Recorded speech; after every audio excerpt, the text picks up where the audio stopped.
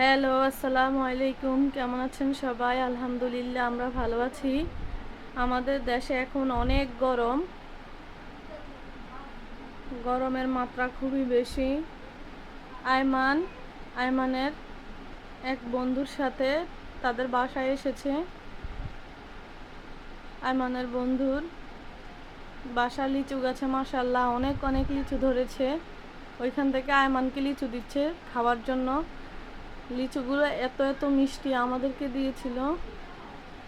এই তো আয়মানের আরেকটা বন্ধু খেলাধুলা করতেছে। ওরা আয়মানকে এত আদর করে, আয়মানকে গাছে উঠানোর চেষ্টা করতেছে। মাশাআল্লাহ গাছের লিচুগুলা দেখতে অনেক সুন্দর।